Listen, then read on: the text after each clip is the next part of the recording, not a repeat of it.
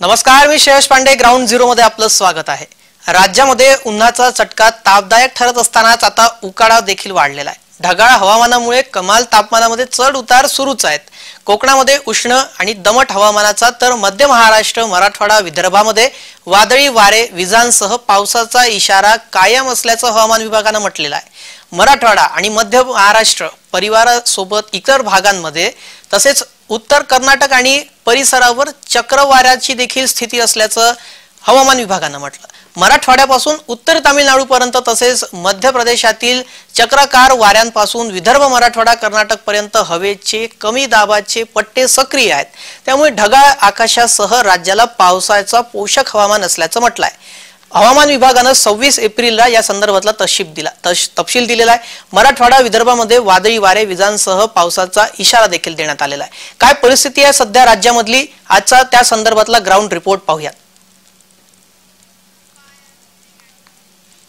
मराठवाड्याला पाणी टंचाईच्या प्रश्नाने अस्वस्थ केलेले आहे. 2 वेळची भाकरी मिळावी यासाठी सारेच जीवनाचं रान करत असतात. तशीच अवस्था आता मराठवाड्यात 2 वेळेस किमान वापरण्यासाठी पाणी मिळावं या अपेक्षेनं शहरामध्ये आणि गावामध्ये राहणाऱ्यांची लाईलाई होताना पाहायला मिळत आहे. ते पाणी मिळत नसल्याच्या झळा सर्वाधिक स्त्रियांना सोसाव्या लागतात. मराठवाड्यातील पाणी टंचाई ही दिवसेंदिवस वाढत चाललेली आहे. राज्यात कुठं अवकाळी पाऊस पडतोय तर कुठं भीषण पाणी टंचाई उद्भवलेली आहे. 5 जिल्ह्यांमध्ये सध्या दुष्काळ सदृश्य परिस्थिती आहे. 497 गावे आणि 150 वाड्यांना 763 टँकरद्वारे पाणी पुरवठा केला जात आहे. यामध्ये सर्वाधिक टँकरची संख्या ही छत्रपती संभाजीनगर जिल्ह्यात आहे. त्याखालोखाल जालना जिल्ह्यामध्ये 235 टँकरनं पाणी पुरवठा केला जातोय. नागरिकांना कशा प्रकारे पाणीच्या टंचाई बसतात, झळा लागतायत आणि पाणी टंचाईला त्यांना सामोरं जावं लागतंय, त्या संदर्भातले टप्प्याटप्प्यानं आपण त्यांच्या समस्या जाणून घेणार आहोत.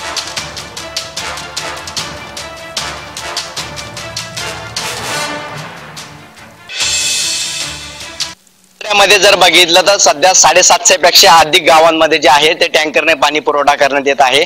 आणि त्यामुळे जर बघितलं तर ग्रामीण भागामध्ये भीषण पाणी टंचाईचा सामना जो आहे तो आता महिलांसह वृद्ध आणि चिमुकल्यांना देखील करावा लागत आहे.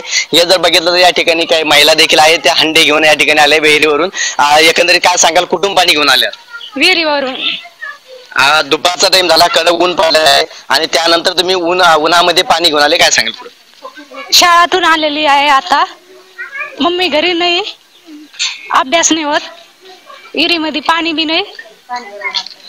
नक्की जर बघितलं तर शाळकरी विद्यार्थी देखील या ठिकाणी दाखल झालेले आहे. काही महिला देखील या ठिकाणी आहे. बघितलं तर काही महिला चिमुकल्यांना देखील घेऊन पाणी आणावं लागत आहे. मावशी काय सांगाल, चिमुकल्याला घेऊन तुम्ही करेवरती, आता डोक्यावरती अंडा आणि करेवरती बाळ घेऊन तुम्ही पाणी आणत आहे, काय सांगाल? पाणी आणायला येऊन आम्ही डोक्यावर बाळ आहे, डोक्यावर भांडा आहे. आता दुपार झालं, आता जेवण करावं, आणखीन 4 वाजते आणि आमच्या पाणी सोय करा. गावात टँकरनं पाणी पुरवठा होतो, तुम्हाला टँकर येत नाही का? आम्हाला टँकरचं पाणी येतं, 8 रोजानं पाणी येतंय. 1-2 हांडे पाणी ड्राम पण भेटतं, पण त्याचा दिवस जातो आमचा. पाणी सोय करा.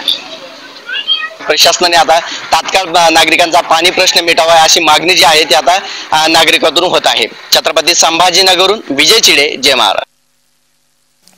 यंदा मराठवाड्याकडे पावसाने पाठ फिरवल्यामुळे प्रचंड दुष्काळाचं सावट असल्याने खरीप हंगामामध्ये पावसाने दगा दिल्यामुळे पिकांचंही नुकसान झालेलं आहे. त्यामुळे पावसाचे प्रमाण कमी असल्याने जवळपास 1100 विहिरींचं अधिग्रहण करण्यात आलेलं आहे. 5 जिल्ह्यात जवळपास 763 टँकर सुरू करण्यात आलेले आहेत. आणि 2011च्या जनगणनेनुसार मराठवाड्याची जी लोकसंख्या आहे ती 1,87,00,000 आहे. यातील सुमारे 76 लाख लोकसंख्या शहरी भागात आहे. 2011 नुसार जनगणना जर आपण पाहिली तर लोकसंख्या 2 कोटींच्या पुढे आता चालली गेलेली आहे. शहरी लोकसंख्येचा टक्का 50% असणं शक्य आहे. त्यामुळे सुमारे 1 कोटीहून अधिक लोकसंख्येच्या पिण्याच्या पाण्याचा प्रश्न आता गंभीर झालेला आहे.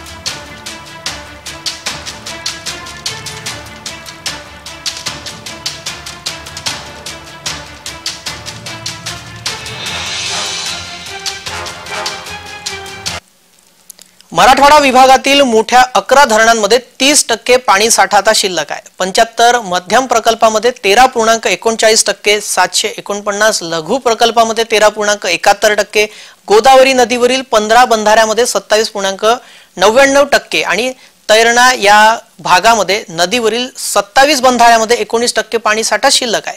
एकूण 877 प्रकल्पामध्ये केवळ 25% पाणी साठा असल्यामुळे एप्रिल मे महिन्यामध्ये पाणी टंचाईच्या झळा तीव्र होणार आहेत. मोठ्या धरणांवर पाण्यासाठी अधिक गावे अवलंबून आहेत. जायकवाडी धरणामध्ये 22% पाणी साठा आता उपलब्ध आहे.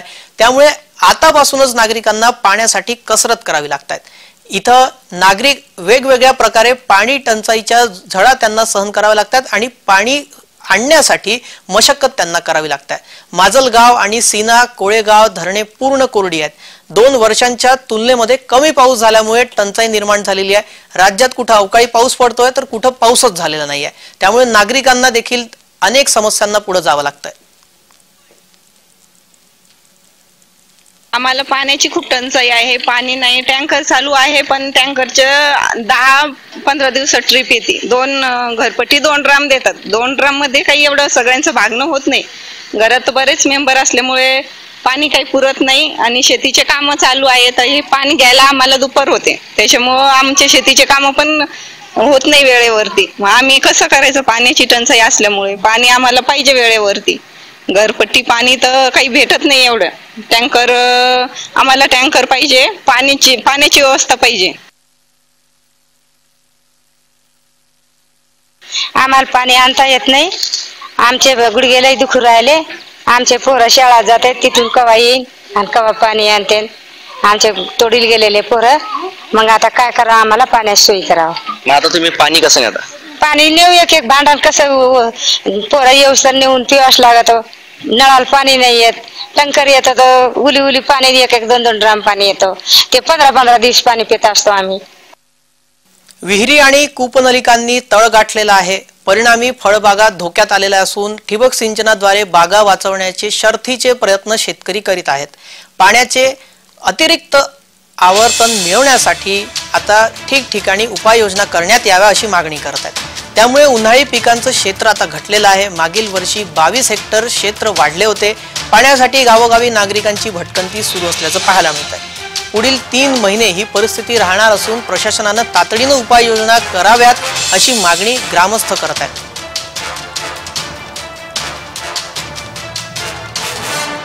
महाराष्ट्रामध्ये लोकसभा निवडणूक चालू आहे. तर मी एकच सांगतो की गावात प्रचारला जो उमेदवार कोणत्या राजकीय पक्षाचा असो तो त्यांना एकच सांगायचं, पाणी द्या, नंतर मतदान करू किंवा बहिष्कार टाकू. पाणी 1 महिन्यापासून आम्हाला पाणी येतं. 15 दिवसानंतर पाणी येतं. 1 ड्राम भेटतं पाणी. तर पाण्याची इतकी टंचाई चालू आहे की माननीय कोणी खासदार हो, पण त्यांना एकच आमची अपेक्षा आहे, पहिले पाण्याची सोयी करा, त्याच्यानंतर आम्ही हे करू.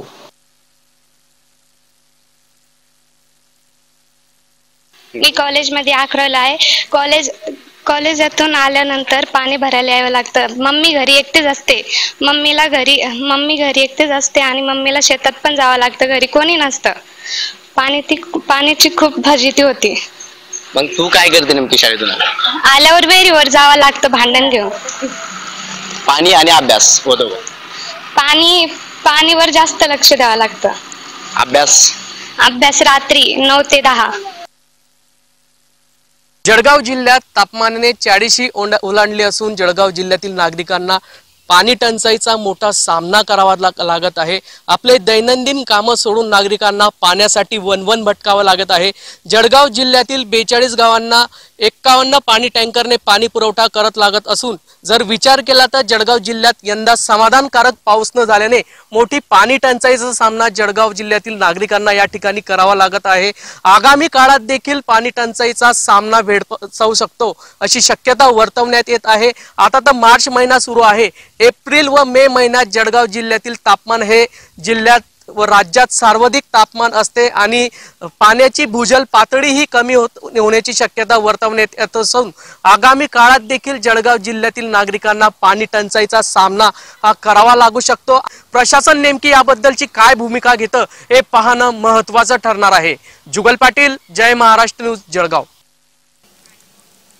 जिल्ह्यामध्ये वाढत्या उन्हाबरोबरच पाणी टंचाईचे चटके वाढत चाललेले आहेत. त्यातच भूजल पातळी खालावल्याने ग्रामीण भागातील नागरिकांना घागरभर पाण्यासाठी वणवण करावी लागते.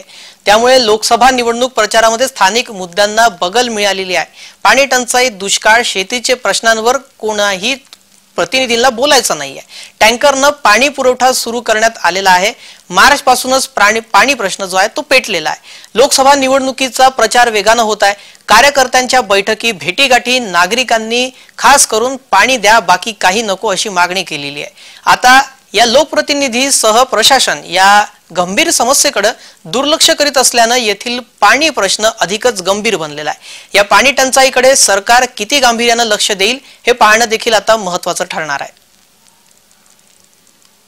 मागील 4 दिवसापासून मराठवाड्याचे तापमान जवळपास 40च्या जवळ गेले आहे आणि त्या तापमानामध्ये आता नागरिकांना पिण्याच्या पाण्यासाठी वनवन भटकंती करावी लागत आहे. एक हंडाभर पाण्यासाठी अक्षरशः 3 ते 4 तास नागरिकांना पाण्यासाठी घालावे लागत आहे. एकीकडे मराठवाड्यामध्ये दुष्काळ परिस्थिती निर्माण झालेली आहे. त्यामुळे आता हाताला काम नाही तर दुसरीकडे पाण्यासाठी पैसे खर्च करायला आणायचं कुठून असा प्रश्न जो आहे तो निर्माण झालेला आहे. त्यामुळे मराठवाड्यामध्ये आता पाण्याची बचत करण्यासाठी नागरिक जे आहे तर चक्क आंघोळी करणं टाळत आहे. तर काही ठिकाणी लहान चिमुकले जे आहे त्यांना बाजीवरती आंघोळ घालण्यात येत आहे. त्या आंघोळ घालून त्या पाण्याचं दुहेरी वापर करताना, पुनर्वापर करताना पाहायला मिळत आहे. प्रशासनाकडून देखील आता टँकरने पाणी पुरवठा करण्यात येत आहे. जवळपास मराठवाड्यामध्ये जर बघितलं तर 750हून अधिक टँकरने पाणी पुरवठा चालू आहे.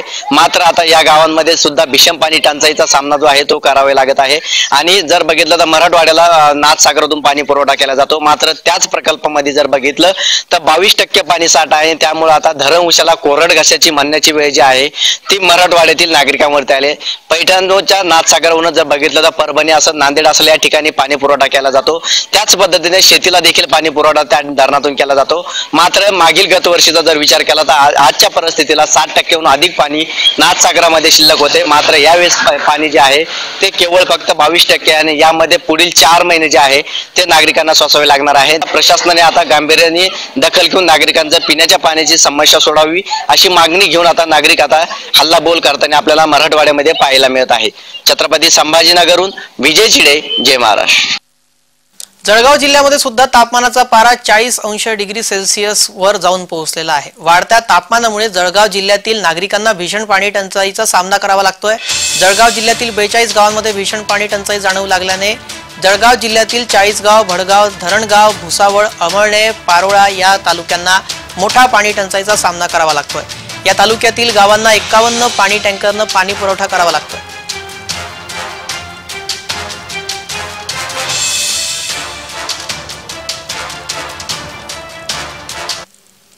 मराठवाडा आणि विदर्भामध्ये कशा प्रकारे तापमानाचा पारा वाढला त्यामुळे पाणी टंचाईचा सामना नागरिकांना करावा लागतोय आपण पाहिलं. सोबतच अवकाळीचा फटका देखील नागरिकांना बसतोय.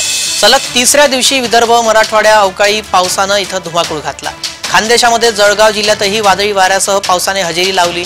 त्यामुळे फळबागांचं, विशेषतः लिंबू, संत्रा, आंबा, केळी बागांची पुरती दैना उडाली. तसेच रब्बी, उन्हाळी पिकांसह भाजीपाला पिकांचंही अतोनात नुकसान झालेलं आहे. नुकसानीची तीव्रता आणि क्षेत्र वाढत चाललेलं आहे. पश्चिम विदर्भातील अकोला, बुलढाणा, वाशिम या 3ही जिल्ह्यामध्ये अवकाळी पावसानं हजेरी लावली. अकोला जिल्ह्यात वादळी पाऊस आणि गारपिटीनं पिके जमीनदोस्त झाली.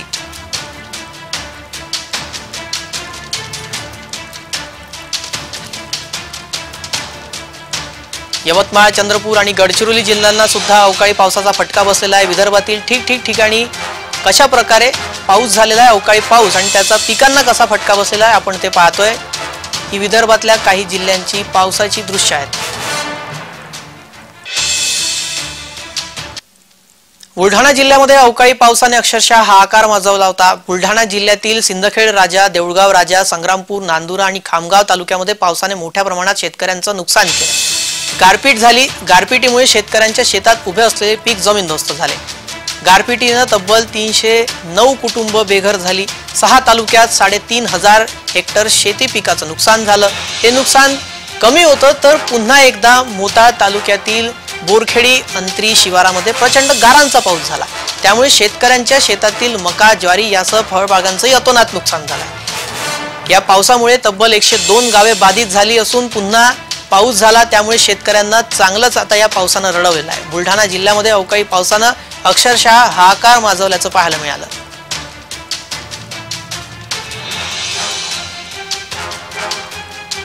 मी विनेश गोपाळ साबे. माझ्या शेतात दुपारी 3 वाजता गारपीट झालेली आहे आणि माझं लाखाईचं नुकसान झालेलं आहे. 6 एकर मका जमीन दोस्त झाला हा बघा, आणि हरभरा पण खराब झालेला आहे. आणि माझी 10 एकर शेती असून त्यात लय मोठे नुकसान झालेले आहे. बागायती असल्याने लय नुकसान भरपाईची अपेक्षा आहे आम्हाला. पण ज्वारी होती, काही मका, भुईमुंग सगळं नष्ट नाबूद झालेलं आहे. माझ्या शेतात मका लावलेला आहे 6 एकरातलं माझं नुकसान कमीत कमी 5 ते 6 लाखाचं नुकसान झालेलं आहे. मका पूर्ण पडलेला आहे, गार मोठी होती आणि सवान झालेला आहे. आता मका पाहू शकता तुम्ही समजा. आता मागणी काय, आता शासन दिली ते आहे, काही ना काही मागणी द्यायला पाहिजे शासनानं. 4-5 दिवसापासून मोताळा तालुक्यात अवकाळी पाऊस सुरू झाला. या अवकाळी पावसाने मोताळा तालुक्यातील गहू, हरभरा, कांदा या पिकाचं अतोनात नुकसान झालं. तरी शासनाने ताबडतोब सर्वे करून मोताळा तालुक्यातील शेतकऱ्यांना मदतीचा हात द्यावा. यापुढे शेतकऱ्यासमोर अनेक समस्या आहे. मुलाबाळाचे लग्न, शिक्षण, तसेच पुढे येणारे पेरणीचे दिवस. तरी शेतकऱ्याच्या अतोनात नुकसान झालं. अवकाळी पाऊस झाला त्यामुळे हाती आलेल्या कापूस, हरभरा आणि सोयाबीनला भाव मिळत नाहीये. पालेभाज्यांचेही तेच हाल आहे. त्यामुळे सुलतानी संकटांना सामोरं जाणाऱ्या शेतकऱ्यांवर पुन्हा एकदा आभाळ कोसळलं.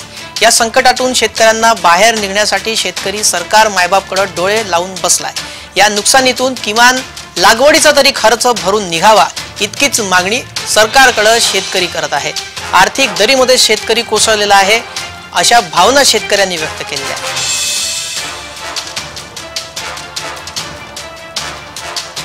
मका असेल, ज्वारी असेल, भाजीपाल्याची पिकं असतील, फळबागा असतील, यांचं 100% नुकसान झालेलं आहे. मोठमोठी झाडंसुद्धा त्या ठिकाणी उन्मळून पडली, रोड ब्लॉक झालेत. आणि ताबडतोब हे माहीत झाल्याबरोबर आम्ही जिल्हाधिकारी असेल, जिल्हा कृषी अधीक्षक असतील, या सगळ्यांना फोनवर या सूचना देऊन तात्काळ यांचे पंचनामे करून या शेतकऱ्याचं सगळं नुकसानीचे पंचनामे तात्काळ शासनाकडे पाठवावे. निश्चितपणानं लवकरात लवकर शासनाकडून मदत मिळवून देण्यासाठी आमचे सर्व आमदार आणि आम्ही लोकप्रतिनिधी या नात्यानं त्या ठिकाणी प्रयत्न करू. बुलढाणा जिल्ह्यामध्ये पुन्हा एकदा पावसाने हाहाकार माजवलाय. वादळी वाऱ्यासह आलेल्या गारपिटीने शेतकऱ्यांचं यंदा पुन्हा एकदा प्रचंड नुकसान केलंय. काल परवा आलेल्या पावसानं सिंदखेड राजा, देऊळगाव राजा आणि खामगाव तालुक्यातील लोखंडा, हिवरखेड, गणेशपूर या ठिकाणी प्रचंड नुकसान केल्यानंतर आज पुन्हा एकदा गारपिटीने बुलढाणा जिल्ह्यातील मोताळा तालुक्यातील बोराखेडी अंत्री या गावाला जोरदार तडाखा दिलाय. मोठ्या प्रमाणावर झाडांची पडझड देखील झालेली आहे. हायब्रिडची ज्वारी असेल, मका असेल, याचं प्रचंड नुकसान झालंय. त्यामुळे शेतकरी पुन्हा एकदा हवालदिल झाला आहे. सातत्यानं शेतकऱ्यांच्या डोक्यावर घोंघवणारा सुलतानी संकट, त्याचबरोबर आता या अस्मानी संकटानेही शेतकऱ्यांना चांगलंच पिचवलं आहे. सातत्याने येत असलेल्या गारपिटीमुळे शेतकऱ्यांचं मोठ्या प्रमाणात नुकसान झालं आणि या नुकसानीची भरपाई आता मिळेल की नाही अशी अपेक्षा जी आहे शेतकऱ्यांकडून केली जाते. मोठ्या प्रमाणावर झालेल्या नुकसानीचे पंचनामे करावे, वस्तुनिष्ठ हे पंचनामे झाले पाहिजेत आणि ज्या शेतकऱ्यांचं खरोखरच नुकसान झालंय त्यांना भरीव अशी मदत शेतकऱ्यांनी जाहीर करावी अशी मागणी शेतकऱ्यांकडून केली जाते. सध्या निवडणुकीचे वारे आहेत, मात्र या निवडणुकीच्या वाऱ्यातही कोणीतरी शेतकऱ्यांपर्यंत येऊन पोहोचावं अशी अपेक्षा जी आहे ती शेतकरी वर्ग सध्या करताना पाहायला मिळत आहे. प्रफुल्ल खंडारे, जय महाराष्ट्र न्यूज, बुलढाणा. पश्चिम विदर्भातील काही भागांमध्ये अवकाळी पाऊस झाला. उन्हाचा तडाखाही जोरदार बसतोय, सोबतच अवकाळी पाऊसही होतोय. सोयगाव तालुक्यातील काही भागामध्ये जवळपास अर्धा तास विजांच्या कडकडाटासह वादळी वारा, अवकाळी पाऊस आणि अधूनमधून गारपीटही झाली. गारपीटीमुळे मंचिंग पेपर फाटून उन्हाळी मिरचीचं मोठं नुकसान झालं. तसेच काढणीला आलेल्या ज्वारी, बाजरी, मका पिके आडवी पडली. गुरांचा चाराही भिजला. आंब्यांच्या कैऱ्यांचा सडा पडला. फळबागांचंही यात मोठ्या प्रमाणात नुकसान झालं. गारपीट आणि पाऊस मोठ्या प्रमाणात झालेला आहे, तरी शासनाने याची दखल घ्यावी आणि त्वरित पंचनामे करून शेतकऱ्यांना मदत करावी. म्हणजे हे जे नुकसान झालेलं आहे, मोठ्या प्रमाणात गारपीट झालेली आहे, याच्यामध्ये काही जनावरे सुद्धा दगवले, तर काही शासनाकडून काही पंचनामे करण्यात आलेले का? नाही, कोणत्याच प्रकारचे पंचनामे अजून झाले नाही. बरं, तहसील कार्यालयातून कोणी बघायसाठी आलं होतं का? नाही. आजच्या ग्राउंड झिरो मध्ये इतकंच. सर्व प्रेक्षकांना जय महाराष्ट्र.